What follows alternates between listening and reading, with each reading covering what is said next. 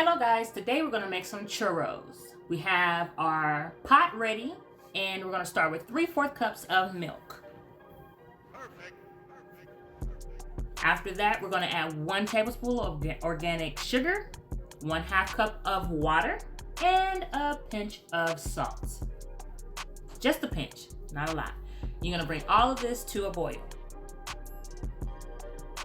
You're going to add 1 cup of all-purpose flour and just add a little bit at a time.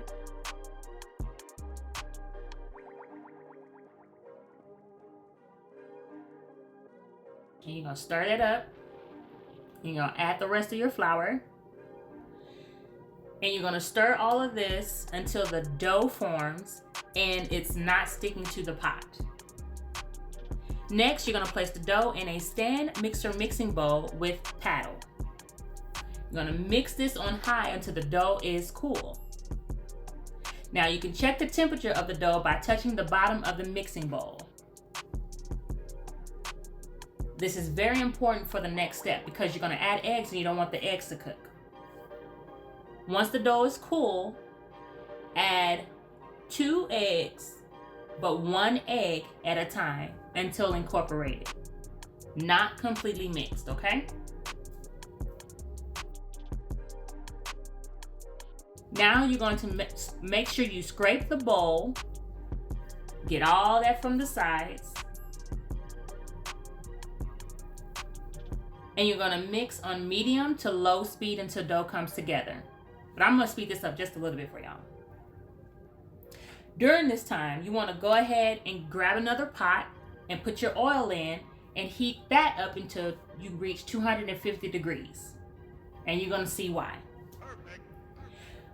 While that's going, you want to add the dough to a piping bag with star tip. So you want to go ahead and grab that piping bag and your star tip and put that together while the dough is being mixed. All right. You can decide the length. I chose short, and I also use kitchen scissors to cut each churro. Fry them until golden brown on both sides. Look how beautiful that looks. Toss them in some good old cinnamon and sugar and enjoy. Voila! Bon appetit!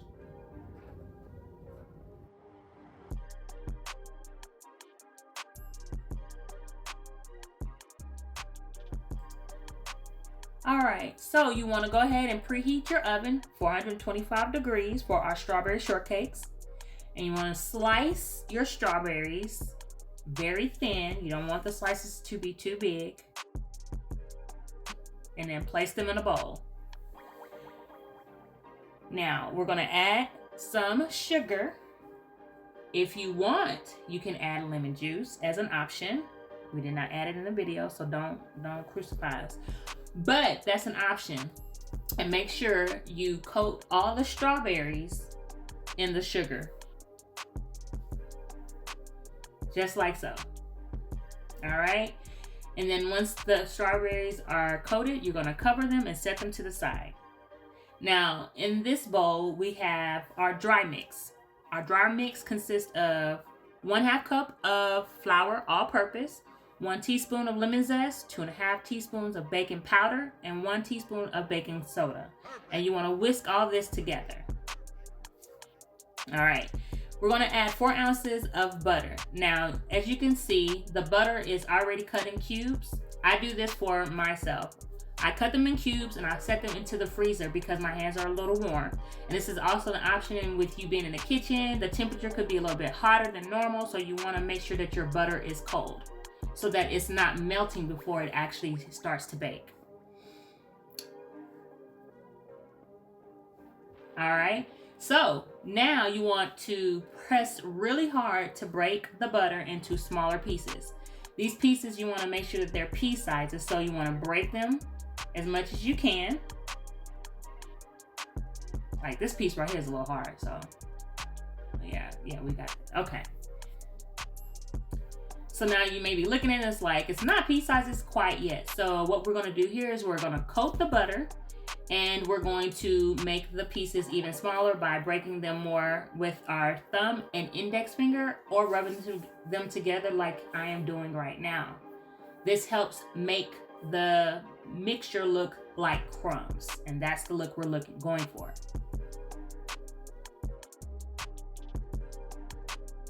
Make sure that all of the butter is coated correctly, which you can see it is. This is perfect. And we're going to add 1/2 cup of buttermilk. Now, I didn't add all of it at one time because I don't want the milk to splash everywhere, so I just did a little bit at a time. Again, this is 1/2 cup of buttermilk. Mix the dough until it forms again, okay? And as you can see, the dough is forming and everything is coming together, so this is a good look. I use an ice cream scoop to gather the dough so I can place it on the sheet.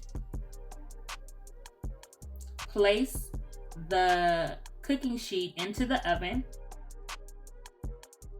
Make sure they are done, and they are done by being golden brown on the top. Now let's plate. You want to cut the biscuit in half. This is just an option. You don't have to do it, but this keeps the moisture in the biscuit. I like to take a little bit of the strawberry juice that was sitting to the side with the sugar on it already and soak the biscuits for extra moisture. As you can see, look at that. Now I use homemade whipped cream. If you don't have that, you can't do that. I'm not judging you. Don't worry about it. Use what you got. I add a little bit of strawberry and I add a little bit more whipped cream just to give it a little bit, you know, a little bit more oomph to it.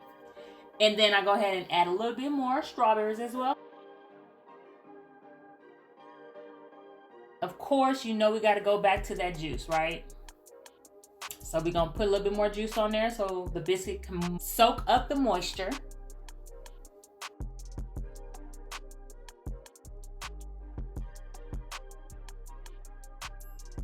Now this part that I'm doing is to show off a little bit, just a little bit. You don't have to do this all the time, but if you're trying to like impress somebody, you might want to throw some little zest on top. This is some orange zest, you know, throw that on top, you know what I'm saying? Impress your boo, you know what I'm saying? Your mama, your daddy, somebody. If you're not impressing nobody, don't worry about it. All right, and there you have it. See how beautiful that looks?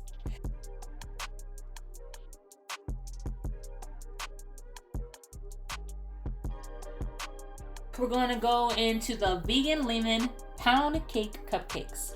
You want to go ahead and line up your cupcakes with the cupcake liners. This recipe is going to make 9, okay? We have we're going to start with our dry first, okay?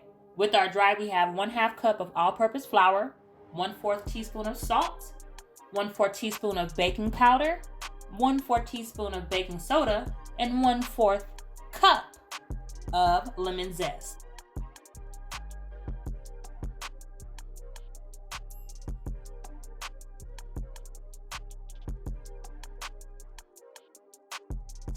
Now you're going to want to keep your lemons for the juice that will be incorporated later, and we'll get to that in a few, okay?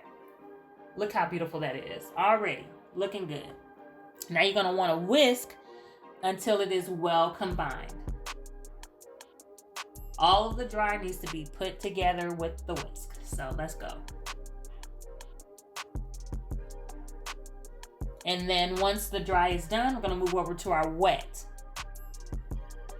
Now, you're going to see that I already have my 1/4 cup of almond milk already in the bowl. I added 1/2 cup of coconut oil that was melted, 1/4 cup of lemon juice. Get that squeezed, all right. And then we have 1/3 cup of mashed bananas. Now, I am using a frozen banana. That is why it's brown. And this works best for this recipe. Now, it may not feel or look appeasing, but this is part of the recipe. You're going to enjoy it, believe me.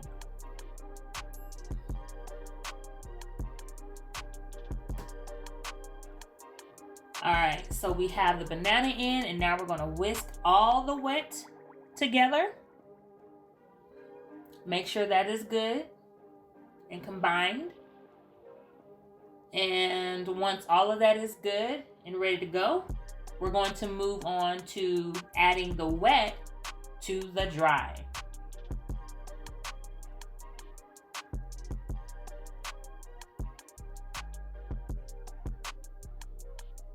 All right, now we're adding the wet and the dry together, but as you can see, it's not really coming together like I want, so I'm gonna have to switch over to a wooden spoon in just a moment. Give me 1 second.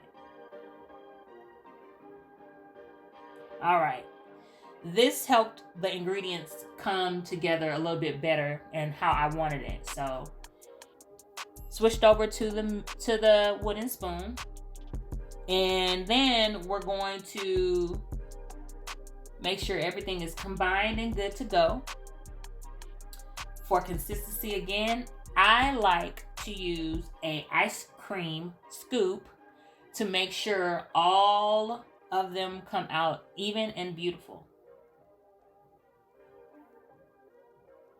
All right, I'm adding the mixture to the cupcake liners, and my oven has already been set to 350. That's what you want to bake your cupcakes on. Perfect.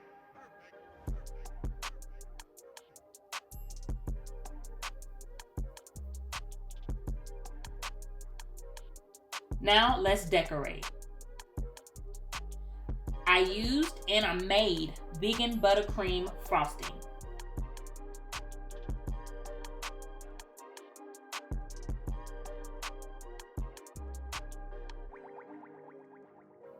You're gonna add a mint leaf and a lemon, and there you have it.